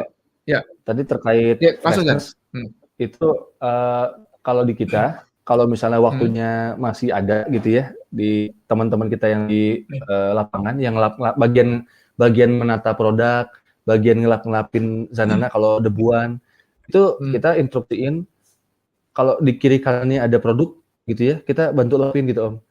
Karena kalau selama masih ada waktu ya, misalnya kan kita targetin di sehari harus 5 toko misalnya. Nah itu kalau misalnya sekalian kita ini juga kita dapat pelajaran dari distributor kita di Padang namanya Uda Rendra Om. Jadi beliau tuh katanya gitu, kalau dia masukin Zanana ke toko-toko, dia bantuin pemilik toko ngelapin barang yang lain. Kata juga. Akhirnya wah, ngelapin barang yang lain ya? Iya, jadi itu kita apa ya, bahkan sama kompetitor gitu kan di sebelah snack juga tuh kita bantu lapin. Yeah. Dan ternyata si tokonya malah seneng katanya. Wah, kalau misalnya distributor Zanana yang ke toko nih bantuin ngelapin lain gitu. Jadi itu doang sih. Jadi buat inspirasi teman-teman gitu loh. Kalau misalnya kan apa susahnya sih kan nggak capek juga. Itu packaging yang lama yang dulu nggak kepake itu Zan yang nggak besar-besar sempat di display nggak Zan buat gantungan yang seperti dulu diomongkan diisi itu angin ternyata terus di display. Ininya Om apa namanya regulasi ke tokonya lumayan susah. Susah ya. Mereka merasa itu ganggu gitu loh. Itu ganggu merusak estetika mereka. Ya emang kalau punya rak sendiri itu juga bagus juga. Cuman di rak itu juga nanti seringkali raknya Zanana diisi yang bukan Zanana itu bahaya juga tuh. Oh itu betul ya. Betul Om. Itu makanya kita cek 2 minggu sekali itu diisi ada kue kering, ada ada hand sanitizer kita rapihin lagi gitu. Ya, kalau bisa juga memang ada istilahnya pokayoke kan, alat anti salahnya kan. Mungkin memang di situ hanya bisa size-nya buat Zanana doang. Kalau selain Zanana nggak bisa masuk, mungkin begitu juga. Lah mungkin masangnya Zanana tidak, coba nanti dibuat rak yang bukan begini Zan. Bukan, Zan lihat ya, bukan begini masangnya. Mungkin begini nih. Ya, jadi masang Zanana begini dan ini kan slotnya cuma cukup buat Zanana. Ngepas. Ini kan pokayoke, alat anti salah loh. Ya, jadi begitu masang yang lain, menceng nggak bisa gitu kan. Dia mau masang sanitizer ke situ nggak bisa, mesti numpuk. Numpuk nggak bisa, karena ini cuma cocok slotnya masuk cuma buat Zanana. Dimasukin yang lain jadi oplok-oplok. Oh, iya. Coba pikirin. ya ini apa ya? Dulu ngalamin yang wah kecurangan tuh banyak di lapangan tuh. Iya betul. Ya, harus apa? Kreatif. Next, Nuri. Oke, ini pertanyaan Begasan, apakah ada metode lain untuk saluran distribusi online selain endorsement? Hal apa sih yang, ini bukan distribusi mungkin, promosi lah mungkin ya. Hal apa sih yang diperbarui dari sistem distribusi online karena kan switch sistemnya? Banyak Mas Wibowo. Bukan cuman endorsement aja ya. Kita melakukan teknik promosi yang gratisan gitu, kayak misalnya ya kalau akun Zanana tuh suka komen-komen di itu juga ini dari Om Jaya sih sebenarnya kita praktekin ya, bukan spamming tapi teman-teman kita memang relevan gitu sama kontennya. Jadi bukan bot yang wah bagus kakak, enggak gitu. Jadi Zanana kita silaturahim sama sesama brand atau enggak akun-akun yang followersnya besar. Dia misalnya nih contohnya baru melangsungkan pernikahan. Ya kita inilah selamat ya Kak, semoga sakinah mawaddah warahmah. Yang penting kita nampil terus gitu loh, ada di mana-mana. Terus kalau ada brand lain lagi live gitu ya, live IG, ternyata muncul. Ikut nyimak tapi bukan spamming komen. Terus misalnya contoh lain adalah WhatsApp story. Itu juga termasuk yang efektif karena kan kalau WhatsApp story itu kan lingkaran kita kan, bukan orang yang nggak dikenal. Nah, jadi promosi di situ lebih efektif ternyata karena yang muncul di WA story kita tuh atau viewers itu adalah orang-orang yang kita kenal. Jadi lebih kuat engagement dibandingkan kita pasang story di IG. Terus salah satu yang paling sering juga saya rutin sekarang berinteraksi sama dunia luar. Jadi sharing di berbagai forum itu juga kan termasuk promosi Zanana juga yang gratisan, bahkan dibayar gitu kan. Terus apalagi free tester itu juga kayak misalnya kalau lagi ngumpul-ngumpul sama teman-teman bawa Zanana gitu ya. Terus kalau misalnya yang gratisan lagi tukeran voucher. Jadi misalnya sama Dekayu waktu itu sama Dekayu sama Vanilla Hijab kita sisipin voucher di setiap paket mereka gitu. Kan voucher kalau dicetak paling cuma Rp300 lah ininya cost-nya. Kita sisipin ke mereka, konsumen mereka seneng, wah dapat voucher Zanana, kita juga seneng gitu kan. Terus di sisi brand itu juga seolah-olah voucher itu tuh dikasih sama brandnya. Wah Vanilla Hijab baik banget ngasih saya voucher Zanana. Jadi semua untung gitu loh. Kita juga untung, saling tukeran konsumen lah gitu loh. Itu juga kita lakuin dan murah, itu murah nggak mahal. Dan masih banyak. Co-branding lah istilahnya ya, co-branding. Nah, itu kenapa kok tadi mengincarnya influencer yang followernya 100.000 atau 10.000, lupa tadi angkanya, mungkin yang kecil maksudnya. Yang kecil-kecil padahal brand Zanana sudah terkenal. Terima kasih. Mantap nih. Karena yang 100.000, 10.000 itu dia masih masih bisa dipercaya gitu omongannya. Kalau yang udah 1 juta followersnya itu dah pagi ini dia ngomong, aku makan Zanana ini sumpah keripik pisang enak banget. Sore harinya dia lagi keripik pisang lain, ini sumpah enak banget. Jadi udah suaranya udah nggak kredibel gitu loh. Seberapa besar dampak waktu Zanana berubah desain kemasan? Apakah berpengaruh terhadap saluran distribusi? Ini mungkin berubah dari mana yang ke mana ya? Iya, mungkin dari yang polosan ke kuning atau? Iya, mungkin bukan polosan ya, itu apa namanya, yang kotaan mungkin ke tempat yang tadi itu, yang sudah rotary ya. Yang standing pouch Om. Atau yang standing pouch ya. Kalau desain terus kan, yang besar ke yang kecil mungkin ya. Yang besar juga yang kecil kan ada perubahan Zan. Oh iya, betul. Kalau dari desain yang dulu kardus kotak ke standing pouch itu kan sebenarnya secara desain kasat mata nggak beda jauh, sama-sama kuning, desainnya juga nggak ada yang berubah nggak ada perubahan mayor gitu. Justru banyaknya sisi positifnya. Kalau dulu kan karena besar itu kita kena volume, jadi ngirim 1 kilo dihitung 2 kilo. Nah kalau Zanana yang sekarang itu dia nggak kena volume, jadi udah lebih padat. Kalau dulu kan kegedean packagingnya. Nah, tapi yang jadi isu itu justru perubahan kemasan besar ke kemasan kecil atau kemasan family pack ke single pack gitu loh. Jadi itu kali istilahnya yang lebih tepat. Jadi kan Zanana ini sekarang kita dari 2018 switching dari kemasan yang besar yang sekali makan orang nggak langsung habis, kecuali yang emang maniak, mereka marah, wah dulu aja saya langsung habis gitu. Itu yang sekarang agak PR. Itu perubahan itu didasari oleh struktur harga yang nggak benar sejak awal, teman-teman. Jadi yang kemasan besar itu kita nggak riset berdasarkan tingkat konsumsinya konsumen. Kita cuma riset dari kompetitor isinya berapa, yaudah kita samain, cuma gitu doang. Jadi kita isi 200 gram waktu itu, isinya banyak, kemasannya gede, jadinya kan harganya relatif mahal, cukup mahal untuk orang yang baru pertama kali mau coba lah gitu loh, cukup mahal. Jadi begitu kita berhasil menggunakan kemasan yang besar, kita lupa dari tahun 2014 sampai 2018 kita nggak ada kenaikan harga atau nggak ada penyesuaian apa-apa lah gitu loh. Sedangkan dari tahun ke tahun gaji operasional naik terus, bahan baku naik terus, sampai pas kita evaluasi gross margin kita makin tipis. Dan gara-gara gross margin kita makin tipis, tiap kali toko misalnya nih, supermarket minta support promo, kita nggak punya budget. Distributor minta support untuk marketing, bikin goodie bag kah, atau nggak minta tolong bikin X-banner, kita nggak punya budget gitu loh, marginnya tipis. Nah dari situ kita memutuskan untuk kita membuat packaging yang single pack, yang orang untuk konsumen baru pertama kali beli buat lebih relatif, lebih affordable, lebih terjangkau, dan secara margin lebih sehat gitu loh, lebih sehat. Kita bisa melakukan bisa leluasa lah. Kalau distributor minta tolong bikinin rak, kita bisa. Kalau distributor minta expander, kita bisa support dengan gross margin yang kita udah sesuaikan di single pack ini. Nah, tantangannya adalah begitu 2018 kemasan single pack ini di launching, itu kan kita fokusin ke mitra-mitra baru. Mitra-mitra baru ini sebelumnya belum pernah tahu bahwa Zanana ada yang besar. Tapi yang jadi PR adalah mitra-mitra lama yang tahu Zanana itu dulu besar, pas pindah ke yang single pack harganya nggak beda jauh. Wah, itu PR sampai sekarang gitu loh.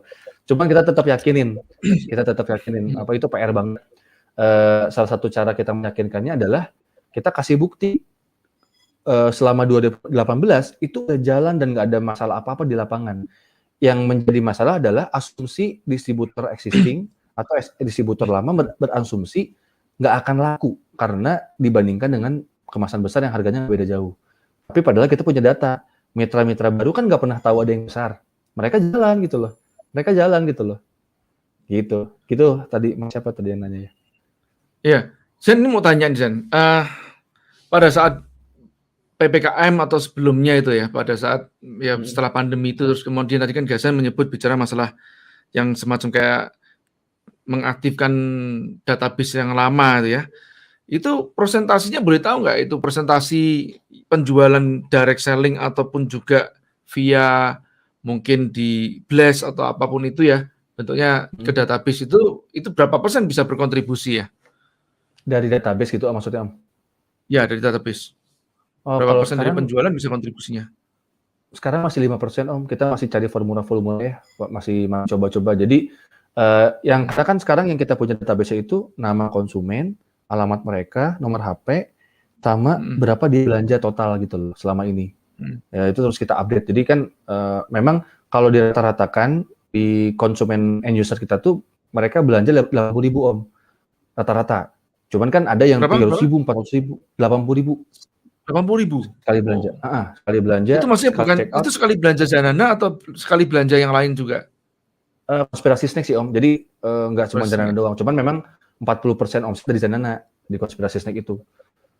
Nah, itu database-nya kita punya. Cuman cara mengolah ini supaya lebih rapi itu yang kita masih coba-coba gitu loh. Akhirnya karena tools-nya kita masih riset, kita fokus ke database yang belanjanya paling banyak gitu loh. Itu kita tawarin, misalnya yang selama ini cuma beli Zanana rasa coklat, susu. Kita bikin paket coklat susu green tea gitu loh. Atau yang dia biasa belanja sekali belanja 2.000 untuk dia makan sendiri, kita tawarin jadi reseller. Nah itu kontribusinya masih 5%-an, masih kecil banget memang. Tapi setidaknya kita punya data, mereka makan pas lagi ngapain, ini ceweknya 75%, terus usianya itu 75%, 18 sampai 30. Itu kita baru tahu kan. Maksudnya lebih banyak mengolah itu untuk pembuatan konten apa yang relevan untuk mereka gitu loh, yang mereka sukain, yang sesuai sama mereka.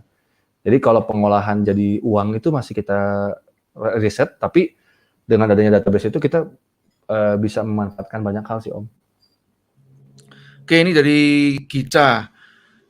Salah satu ahli pangannya Mas Gazan siapa? Untuk biaya sekali konsul agar masalah pada produknya teratasi berapa?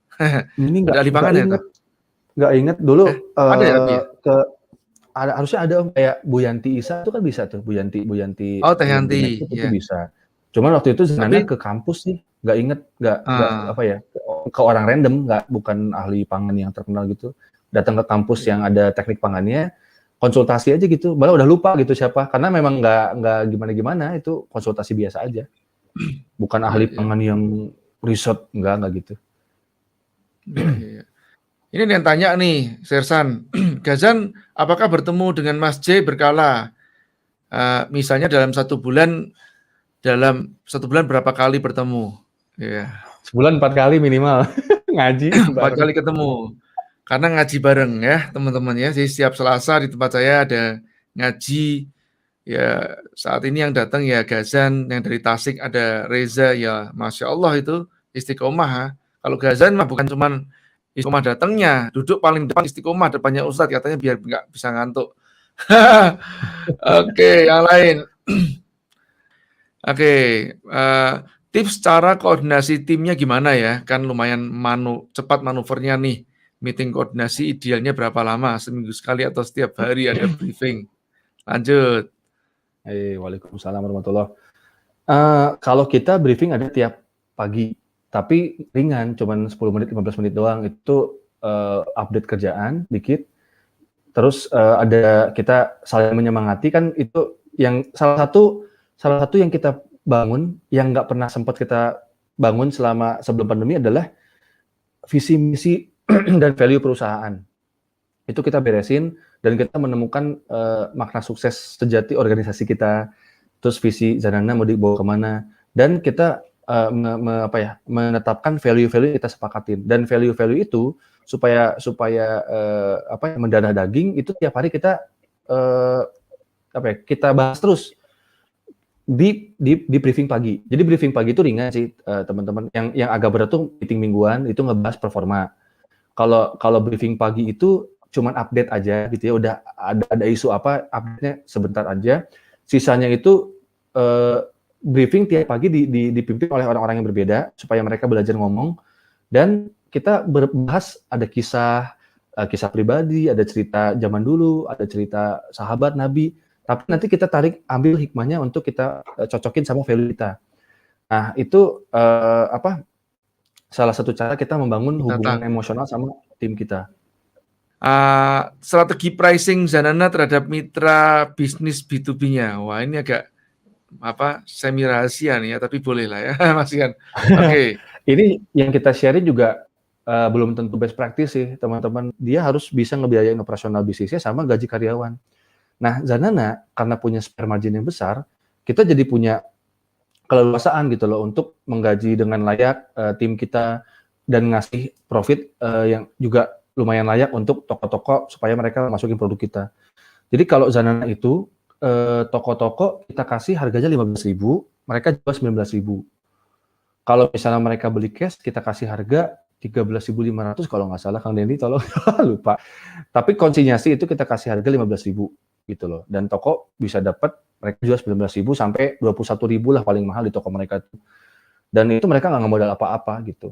Dan apa yang kita lakuin ini belum tentu praktek terbaik ya teman-teman ya, karena kita juga masih belajar. Cuman setidaknya itu yang kita lakuin gitu. Teman-teman mungkin bisa juga cek di produk-produk lain ya, plus minusnya kayak gimana. Tapi itu sih yang kita lakuin. Tapi ini kita jawab ini duluan nih, Mas Nur Iswayudi. Tips untuk melatih produktivitas tim produksi. Kalau usaha masih baru promosi, udah kenceng, ternyata produksi kewalahan. Oh, biasanya begitu tuh. Ya, jadi pas pertama kali penyakitnya di pemasaran digenjot, ya produksi keteteran. Sehingga promosi harus direm supaya nggak mengecewakan konsumen. Nah, ini bagaimana, Kasan? Wah, ini mah balancing-nya mungkin ya. Iya, kalau saya bukan expertnya di produksi ya, Mas Nur. Cuman ya saya tahu aja prinsip-prinsipnya. Intinya kalau kurang ya ditambah gitu kan, kalau ada yang salah diperbaikin. Gitu aja sebenarnya jawaban simpelnya. Cuman kan kita tanya ahlinya gitu loh, tanya mereka-mereka yang memang expertise di dunia produksi, ternyata ada alat bantu manajemen gitu loh untuk alat bantu manajemen untuk meningkatkan produktivitas tim produksi. Cuman ya kalau Mas saya produksi kewalahan ya ditambah gitu loh, ditambah atau diperbaiki gitu loh. Antara orang yang ditambahin atau orang yang sama diperbaiki cycle time-nya gitu loh. Kalau misalnya Zanana satu pieces itu pengemasannya 40 detik. Nah, gimana supaya 30 detik gitu loh. Ternyata tata letaknya dipindahin aja udah bisa mempercepat dengan orang yang sama. Itu terlalu teknis, Mas, dan bukan expertise saya gitu loh. Cuman itu kok istilahnya gitu aja kok. Ditambah, diperbaiki. Ya. Mas Nur Iswayudi ini yang menang modal kaget terakhir tentang makna sukses. Dia punya namanya Vista Studio di Madiun. Bisa membantu teman-teman untuk membuatkan video-video promosi. Insya Allah harga terjangkau, ditawar saja lah harga UKM gitu kan ya. Oke, ini ada juga mana lagi yang mau dipin, Nuri? Oke, bagaimana cara menularkan mindset fondasi bis berkah ke karyawan atau tim? Kayaknya dimulai dari kita dulu ya, Mas Singing Biker. Yeah. Dimulai dari kita dulu. Gasan masuk office jam berapa? Normal Om, jam 7.45 sih rata-rata. 7.45. Pulang? Jam 5 lewat 10, lewat 5.15. Karena jebak macet kalau lewat dari situ. Jadi Ya, semenjak pandemi ini saya kan udah ada jadwal WFA nih, semenjak pandemi dibatasi nih kapasitas kantor ya. Kita sih sebenarnya bukan masalah itunya sih Om. Kalau kita kan sekarang lagi ada penyesuaian gaji. Nah mereka ke kantor juga kan ongkos. Jadi kita bikin atur jadwal, nggak perlu seminggu full. Jadi paling seminggu 2 kali atau 3 kali. Tapi saya, Kang Dendi, Ramsyah tuh tiap hari, hampir tiap hari lah. Hari ini saya nggak ke kantor karena ada kerjaan yang perlu fokus. Cuman saya, Kang Dendi, Ramsyah sepakat kita harus jaga semangatnya teman-teman gitu. Kita buktiin bahwa kita bisa lebih fight dari mereka, kita bisa lebih rajin dari mereka, kita kerja lebih keras dari mereka supaya mereka juga nggak ngerasa, wah ini mah si foundernya aja nggak semangat. Nah kita ngasih lihat itu, datang paling pagi, pulang terakhir, itu saya Kang Dendi kayak gitu sih Om. Masya Allah, Masya Allah. Baik, teman-teman, ini sudah hampir waktunya, kurang 5 menit lagi ya. Kita mungkin 2 pertanyaan lagi. Pak Soka, perihal B2B, B2C untuk menaikkan omset di awal, apakah tetap lebih fokus ke B2C baiknya karena butuh waktu lama untuk B2C, sedangkan B2B kan ke quantity. Lanjut. Agak pusing tapi saya nangkap insya Allah. Kalau Ya, kalau ya. saya menyarankan Mbak Dista, lebih baik fokus ke B2C dulu, terutama untuk teman-teman yang baru mulai bisnis. Jadi bangun brandingnya dulu, artinya bangun demand, bangun permintaan. Jadi malah lebih gampang itu teman-teman dapat B2B ketika brand kita udah terkenal atau orang udah cukup banyak tahu produk kita, udah pernah coba. Itu bisa jadi mereka adalah mitra kita di masa depan. Jadi kayak Zanana tuh punya mitra di luar negeri atau bahkan di Indonesia, itu kalau yang di luar negeri itu 100%, semuanya itu yang di Brunei, Malaysia, Singapura, yang di Cina, yang di Hong Kong, itu tuh mereka konsumen.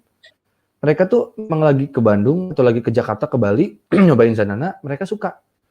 Nah, sekarang pun pas pandemi itu kita fokus untuk membuat Zanana terkenal lagi karena habis itu mitra datang gitu loh. Mitra datang. Sedangkan kalau kita fokus ke pemasaran B2C, nanti agak lucu kayak gimana ya? Kayak seolah-olah bisnis kita tuh bisnis nyari reseller yang tapi konsumennya tuh nggak kebentuk gitu loh. Kalau buat saya sih sepengalaman Zanana, ketika kita fokus ngebangun brand kita ke end user, B2C otomatis ikut naik gitu loh. Jadi begitu kita masuk ke toko, Pak, saya produknya Zanana, oh saya pernah lihat nih. Atau pas kita mau kerja sama distributor, ya saya sering lihat di kota saya sering lihat di toko oleh-oleh. Itu lebih gampang gitu ketika kita fokus ke brand kita atau ke konsumen, pencarian mitra B2B itu lebih gampang gitu. Oke, next. Dari Kevin, semoga dalam ini sudah doanya, terima kasih. Gazan develop tim awal-awal gimana? Di saat belum bisa hire tim yang profesional. Wah, seru nih. Jadi kan buat teman-teman yang nggak tahu, saya itu basicnya S3, SD, SMP, SMA gitu ya. Jadi saya nggak sempat kuliah dan belajarnya memang learning by doing gitu. Terus pertama kali saya punya karyawan itu memang ada ketidakpedean dalam diri saya gitu loh. Karena nggak ngerti gitu merekrut karyawan itu gimana caranya. Terus kalau saya merekrut orang yang pendidikannya di atas saya apakah bisa? Ya udah saya mulai dari merekrut tim yang mengerjakan kerjaan harian yang kasarnya siapapun bisa lah. Nah waktu itu saya ngerekrut tim produksi karena kan produksi itu kan cuman mixing keripik gitu, kasih bumbu, ditimbang, itu siapapun bisa gitu loh. Nah lama kelamaan cara saya mendevelop tim adalah saya mulai dari mendevelop diri saya dulu, tapi tidak selalu teknis. Mendevelop diri saya itu lebih ke kalau yang saya suka kasih share ke teman-teman tuh yang dari kitab anti bangkrut Om, yang 3 faktor. Yeah. Ada faktor manusia, faktor bumi, sama faktor langit. Itu yang saya develop. Nah entah kenapa ketika saya ngedevelop itu tiba-tiba, nggak tiba-tiba ya, saya jadi punya keberanian atau kepedean atau punya kesempatan untuk merekrut orang-orang yang lebih pintar secara teknis gitu loh. Jadi bagaimana saya mengedevelop tim? Saya mulai dari develop diri saya sendiri dulu. Minimal skill leadership mungkin ya, skill managing people, terus skill komunikasi. Nah karena ketika kita punya skill komunikasi yang bagus atau kita punya level kepemimpinan yang lebih tinggi, itu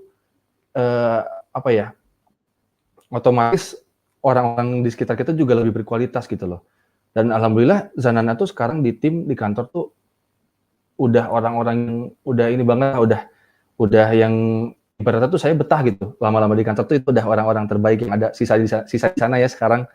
Udah orang-orang terbaik yang mungkin secara pengalaman mereka rata-rata fresh graduate atau enggak pengalaman baru 2 tahun. Tapi secara orang-orang yang mau saya berlama-lama sama mereka di kantor tuh udah pas banget gitu loh. Orang tuanya juga support gitu loh. Mereka juga senang ada di kita walaupun gajinya sekarang lagi dikurangin. Gitu, Mas. Oke, teman-teman, ini akan kita simpan. Sebelum kita akhiri, saya minta Gazan ada penutup pesan-pesan buat teman-teman bagaimana, Zan? Kalau dari saya mungkin ini Om, kalau misalnya pengusaha nggak ngaji itu bunuh diri kali. soalnya ada riset Om, tapi lupa nih nggak di save kemarin tuh nemu ada studi gitu di luar negeri yang mengatakan katanya pengusaha itu lebih dekat dengan Tuhan karena kan ketidakpastiannya tinggi. Ya, Nah, kalau saya teman-teman selama berbisnis itu banyak hal di luar logika gitu loh. Bahkan pada saat pandemi, kalau pakai hitung-hitungan matematika atau akunting, itu kita harusnya nggak bertahan sampai 4 bulan. Jadi operasional kita tuh sisa 4 bulan, uang kita tuh sisa untuk 4 kali operasional aja. Dan waktu itu udah mikir ya udah kita mulai lagi dari nol. Udah gitu udah ke karyawan kita mau simpen yang mana yang baik-baik atau kita bikin lagi rintis dari nol. Tapi ternyata udah hampir 2 tahun kita masih berjalan dan terus berkembang, alhamdulillah gitu loh. Nah kita ngerasa, saya pribadi ngerasa nggak ada sama sekali kehebatan saya di sini gitu. Pertama nih yang paling dekat selain orang tua gitu ya, selain istri yang support saya, Kang Dendi itu nge-support saya dari tahun 2014 nge-support saya. Kang Dendi itu partner saya teman-teman yang mirip itu Agim ya. Kang Dendi itu ngebantuin saya menyeimbangkan saya banget ketika saya lagi rarungsing kalau kata orang Sunda mah ya. Saya kan orangnya kalau lagi pusing suka banyak rencana gitu ya. Akhirnya nggak mulai-mulai. Kang Dendi kadang-kadang ingetin saya gitu loh. Pokoknya banyak hal dalam hidup saya itu, terutama dalam perjalanan bisnis, itu membuat saya lebih bijak, lebih dewasa, dan itu karena karena saya ngerasanya kayak nggak ada kehebatan saya di sana gitu loh. Seolah-olah tuh semua saya banyak yang bantu. Orang tua ngedukung, mertua juga ngedukung, istri juga ngedukung. Saya juga diketemuin sama Om Jaya. Saya ketemu Om Jaya tahun 2012 waktu saya kelas 2 SMA. Pas saya lagi kehilangan atau pas saya lagi perlu banget sosok ayah gitu ya. Jadi saya ngerasanya kalau orang nanya saya suksesnya apa nggak ngerti gitu loh. Jujur aja nggak ngerti karena kebanyakan tuh kayak kebetulan ngaji, alhamdulillah ada tempat ngajinya. Terus sekarang mungkin saya punya guru bersanad juga mungkin wasilahnya lewat Om Jaya. Punya teman-teman baik juga ketemu dari pengajian. Jadi mungkin yang closing statement dari saya mungkin kalau teman-teman serius mau berbisnis selain meluruskan niatnya gitu ya, karena kalau niatnya untuk uang saya udah tutup dari kapan-kapan gitu ya, mendingan jadi content creator aja gitu ya, sejam live dikasih 50 juta gitu loh. Tapi justru dengan bisnis ini banyak masalahnya, banyak dramanya, ini banyak berkahnya yang membuat banyak kehidupan saya sisi yang lain tuh banyak terbantu gitu loh, banyak hal-hal yang tidak terduga gitu loh. Jadi buat teman-teman yang serius di bisnis, baiknya jangan hanya menggunakan sumber daya yang ada dalam diri kita. Karena kalau Zanana cuman pakai modal yang kita punya koneksi yang saya punya, ilmu yang saya punya, semuanya terbatas. Saya udah nyerah duluan. Nah, yang membuat Zanana bertahan, kita punya cita-cita usia perusahaan 100 tahun di grup, sebar grup itu sejahtera, berkah harmonis, sebar grup. Gazan punya cita-cita perusahaan 100 tahun. Punya cita-cita banyak yang kita pengen lakukan. Kalau kita ngelihat diri kita sekarang, itu kayak lucu. Cuman apa yang membuat kita bertahan dan yakin untuk mencapai masa depan itu karena kita percaya selama ini aja Zanana itu bertumbuh bukan karena kita gitu loh. Nah kalau gitu masa depan kita juga sangat possible kita capai gitu loh dengan bantuan Allah Subhanahu Wa Taala gitu. Jadi berat Gitu aja paling Om. Masya Allah, Masya Allah. Baik teman-teman, sebelum saya tutup ya, ada sedikit pengumuman tapi ini penting banget buat teman-teman. Ada tadi video yang di awal dibuka, nanti video yang terakhir juga akan saya tutup dengan video yang sama. Ini adalah proses rebranding Aku Sapa yang terakhir ini, yang ketiga, before after-nya seperti apa, dan kita akan hadir, saya insya Allah tanggal 9 September ini akan ada di Malang untuk bertemu offline dengan peserta